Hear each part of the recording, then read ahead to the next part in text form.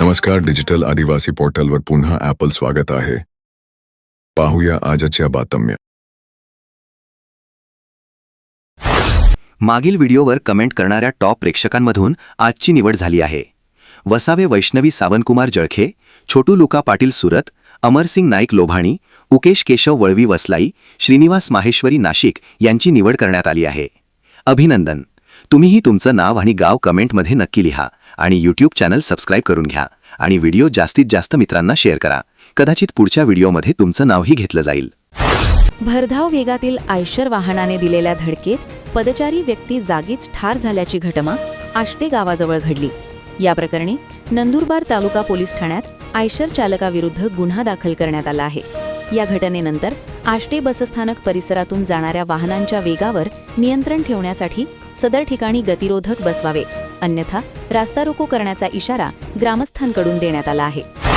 दरवाजाचे कुलूप तोडून चोरट्याने घरातून सोन्या चांदीचे दागिने व रोकड असा 1,36,000चा ऐवज चोरून नेल्याची घटना शहादा येथे घडली.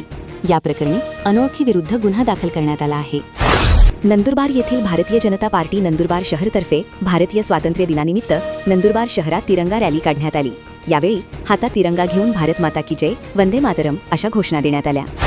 भारताच्या 80व्या स्वातंत्र्य दिन समारंभाच्या पार्श्वभूमीवर राष्ट्रध्वजाचा योग्य तो मानसन्मान राखला जावा आणि त्याची विटंबना, अवमान होऊ नये. राष्ट्रध्वजासाठी प्लास्टिकचा वापर करण्यास पूर्णपणे बंदी असून प्लास्टिक ध्वज विक्री किंवा वापर करणाऱ्यांवर ध्वज संहितेनुसार थेट फौजदारी गुन्हे दाखल करण्यात येतील, असा इशारा जिल्हाधिकारी तथा जिल्हा दंडाधिकारी डॉक्टर मित्ताली सेठी यांनी दिला आहे. पूर्व वैमनस्यातून तिरकमान्याने प्राणघातक हल्ला करीत जखमी झालेल्या एकाचा उपचारादरम्यान मृत्यू झाला होता. या प्रकरणी आरोपीला जन्मठेपेची शिक्षा बडवानी येथील न्यायालयाने सुनावली आहे. तळोदा तालुक्यातील वाल्हेरी प्राथमिक आरोग्य केंद्रात शस्त्रक्रिया कक्षाचे उद्घाटन आमदार राजेश वाडवी यांच्या हस्ते करण्यात आले. यावेळी पुरुष नसबंदी शिबिर आयोजित करण्यात येऊन 24 पुरुषांची नसबंदी शस्त्रक्रिया करण्यात आली. संस्था स्थापन करणे सोपे असते, मात्र त्या संस्था सातत्याने सक्षमपणे चालविणे कठीण असते. अनेक संस्था स्थापन झाल्यानंतर कालांतराने डबघाईला गेल्या, परंतु माजी आमदार स्वर्गीय भट्टेसिंग रघुवंशी यांनी नंदुरबार परिसराच्या हितासाठी स्थापन केलेल्या संस्थांचा कारभार आजही उत्तमपणे सुरू आहे. सहकार क्षेत्राच्या माध्यमातून सर्वसामान्य नागरिक, शेतकरी, शेतमजूर आणि व्यापाऱ्यांच्या हिताचे काम होत आहे. नागरिकांनी सहकारी संस्थांना सहकार्य करावे असे आवाहन शिवसेनेचे नेते आमदार चंद्रकांत रघुवंशी यांनी केले.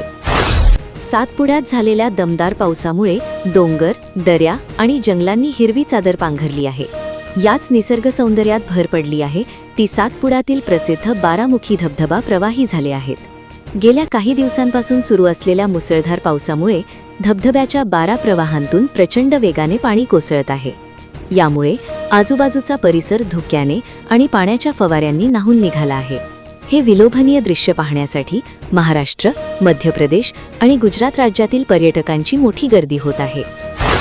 नंदुरबार जिल्ह्यातील समस्याग्रस्त व पीडित महिलांना त्यांच्या अडचणी मांडण्यासाठी हक्काचे व्यासपीठ मिळावे, त्यांच्या हक्कांचे संरक्षण होऊन त्यांना शासकीय यंत्रणेकडून सुलभ मार्गदर्शनासह त्वरित न्याय मिळावा, यासाठी सोमवार दिनांक 17 ऑगस्ट 2026 रोजी दुपारी 1 वाजता जिल्हाधिकारी कार्यालयातील रंगावली सभागृहात जिल्हास्तरीय महिला लोकशाही दिनाचे आयोजन करण्यात आले आहे, अशी माहिती जिल्हा महिला व बालविकास अधिकारी संजय पाटील यांनी कळविली आहे.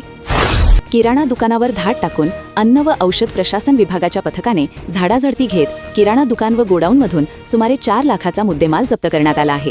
ही कारवाई शहादा तालुक्यातील वडाळी येथे करण्यात आली असून या प्रकरणी 2 जणांविरुद्ध सारंगखेडा पोलीस ठाण्यात गुन्हा दाखल करण्यात आला आहे. नंदुरबार शहरासह जिल्ह्यातील विविध भागात मंगळवारी रात्रीपासून पावसाने जोरदार हजेरी लावली. रात्री उशिरापासून पहाटेपर्यंत अनेक भागात पावसाच्या जोरदार सरी कोसळल्याने रस्ते जलमय झाले, तसेच सखल भागांमध्ये पाणीही साचले होते. जिल्ह्यात कालच्या दिवशी सरासरी 44.3 मिलीमीटर पाऊस पडल्याची नोंद झाली आहे. शेतात कोळपणी व खत टाकण्यासाठी ट्रॅक्टर घेऊन जात असताना अडवून एकाला जीवे मारण्याची धमकी दिल्याचा प्रकार नंदुरबार तालुक्यातील खोंडामळी येथे घडला. या प्रकरणी 4 जणांविरुद्ध गुन्हा दाखल करण्यात आला आहे. त्रासाला कंटाळून विषारी औषध प्राशन करीत विवाहितेने आत्महत्या केल्याची घटना शहादा तालुक्यातील लंगडी भवानी येथे घडली. या प्रकरणी पतीविरुद्ध शहादा पोलीस ठाण्यात गुन्हा दाखल करण्यात आला आहे. लॉरीवर अंडा भुर्जी खाणाऱ्या एकाचे 2 मोबाईल चोरीला गेल्याची घटना नंदुरबार येथे घडली. या प्रकरणी शहर पोलीस ठाण्यात अनोळखी विरुद्ध गुन्हा दाखल करण्यात आला आहे. महाराष्ट्र मोटार वाहन नियम 1989 अंतर्गत रिक्षा टॅक्सी चालकांना व्यावहारिक मराठी भाषेचं ज्ञान अनिवार्य आहे. मात्र अनेक अमराठी रिक्षा टॅक्सी चालक हा नियम धुडकावून लावत आहेत. मराठी न येण्यावरून प्रवासी आणि चालकांमध्ये वाद उद्भवले आहेत. त्यामुळे महाराष्ट्रात व्यावसायिक प्रवासी वाहन चालकांना मराठी भाषा येणं बंधनकारक करण्यात आले आहे. तुम्ही हा व्हिडिओ कुठून पाहत आहात? तुमचं नाव आणि गाव कमेंटमध्ये नक्की लिहा. निवड झालेल्या प्रेक्षकांचं नाव आणि गाव पुढील व्हिडिओमध्ये घेतलं जाईल. अशाच नवनवीन बातमीसाठी आपल्या यूट्यूब चॅनल डिजिटल आदिवासी पोर्टलला सबस्क्राईब करून घ्या.